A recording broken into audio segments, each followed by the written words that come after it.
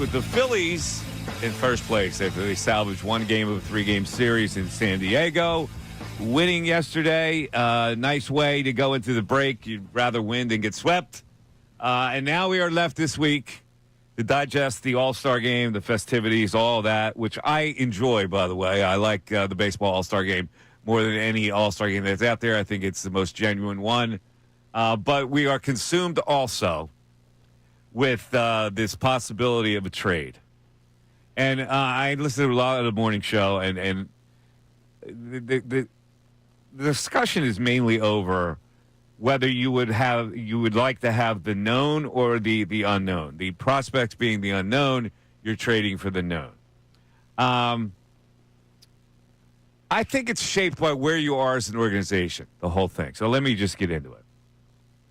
First of all, the known other the unknown is a legitimate premise because you're trading for somebody to help your team right now, and you're giving away somebody who could be a star. That's always the lure of a trade. But, I started to think about this Phillies thing, and we have this, I guess it's a track record of trading prospects that didn't pan out to be anybody. We've always had these untouchable prospects, mostly have been pitchers. And that's the thing. The examples of us trading prospects that didn't work out have mostly been pitchers. Who have the regular position players that they've traded who didn't really work out? I don't know. You have to think long and hard about position players because the system, frankly, hasn't produced many position players. And here they are in a position where they have a couple of everyday players that they are producing. And so the risk for a pitcher, because anything can go bad with a pitcher. With a position player, maybe it's a little more certain that those guys are going to help you down the road. Who have the two position players that the Phillies have produced? Alec Boehm, Bryson Stott. Both of them are bona fide starters on a very good Major League Baseball team. Ray Dunn is with me today. Ray, would you agree with that? Right now, Stott's a platoon player, but sure. Okay. But he was the number one pick that they produced through the system. He's a better player than he's shown, I think. He's a Gold Glove caliber second baseman. He's when you look around at second baseman, a lot of second basemen aren't great offensive players. So for me, producing two starters in a lineup of 8, not bad. So now we go back to the start. What must you trade to get a prospect to get what you need? You must do it. If you're in a position to do it, you must do it. So any argument that you can make, well, don't trade away a prospect, they're going to help you down the road, or trade a prospect, they're not going to help you down the road, it doesn't matter, is shaped by where you are in the standings. The Phillies are in a situation where they must trade a prospect. Do you agree with that, Ray? Yes. Okay, so here we are. Justin Crawford, I think, can be a really bona fide, good Major League player. Maybe Aiden Miller can be as well. Maybe Mick Abel can. Maybe Painter can. They have said Painter is an untouchable. Okay, I'll agree with that. I'll go along with that. Nobody else in my mind is untouchable as a prospect to get what you need. The Phillies have backed themselves into a corner. They have created a window where they must win now. You can't possibly then think about a prospect hurting you down the road.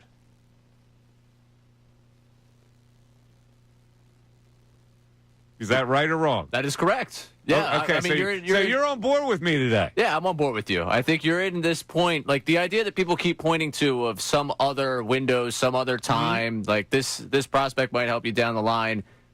Are you going to be able to build a roster this good again, given the constraints you already know you're going to have down the line, money-wise, with contracts you've given out that are long-term? Harper's not getting any younger. Turner's not getting younger. Yes. But guess what? They're signed long-term.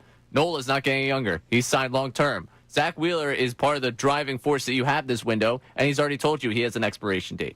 Like, this window is right now. Everyone wants to compete in this imaginary window that they invented 5 years from now that doesn't exist. There is one right now. It is a flawed roster, but it is a very talented, flawed roster. Andrew's point today was the known guy over the maybe guy.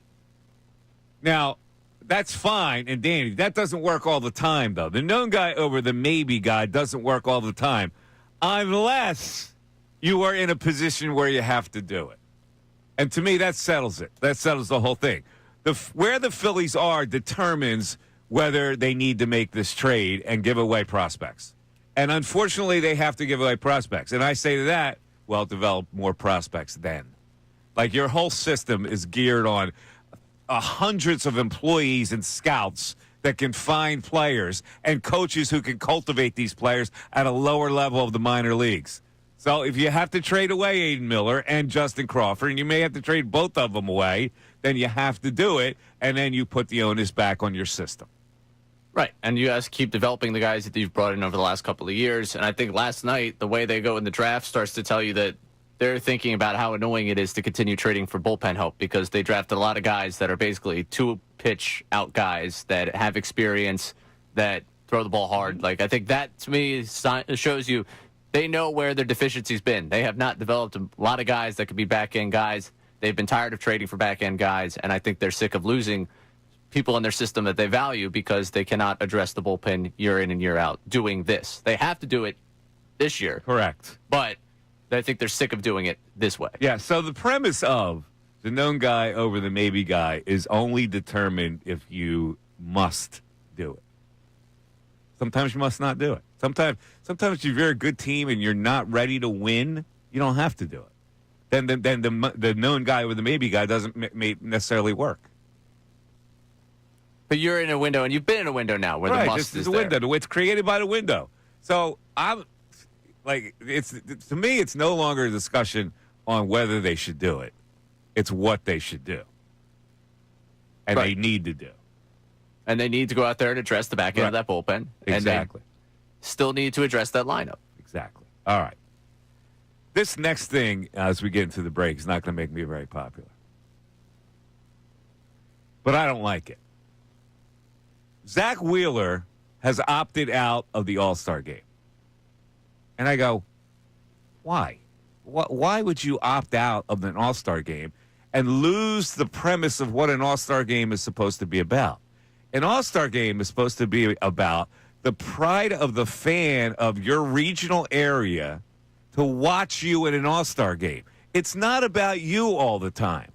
Now, his rationale is he wants to concentrate on the rest of the season. Well, you can't concentrate on the rest of the season if you go to the All-Star game in your hometown? It's really funny. Guys develop an immunity of criticism. And we are loath to criticize him because they're pitching so well and he's been so phenomenal. But why can't you criticize a guy who decides to do something like this? To me, it's a weird thing to do. And I think he should be criticized for it. Zach Wheeler, listen, I remember when I was a kid and the amount of pride I had seeing a guy who played for my team, the team that I root for growing up as a fan, in that All-Star game.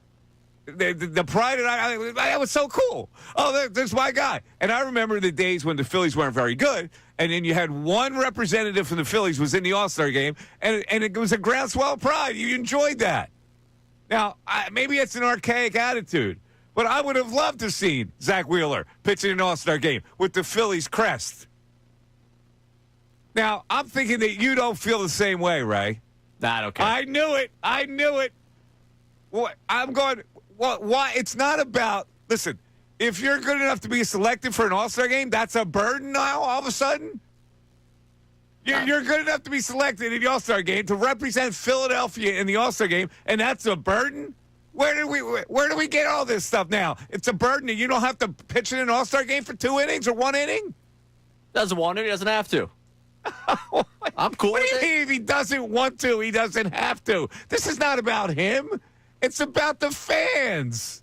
The All-Star Game is presenting a product to the fans, especially the fans of the hometown team that you play for. And I get it.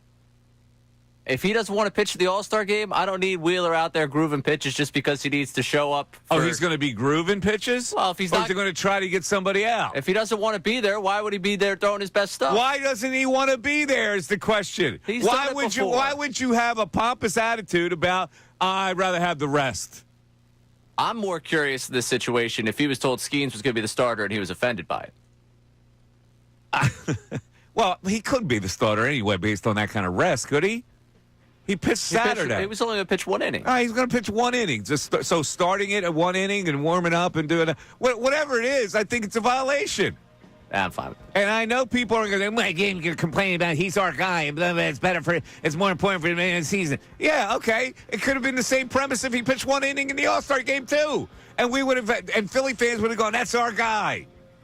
When he pitches 7 shutout against the team coming out of the break, that's when he's my guy. Jesus, God, unbelievable.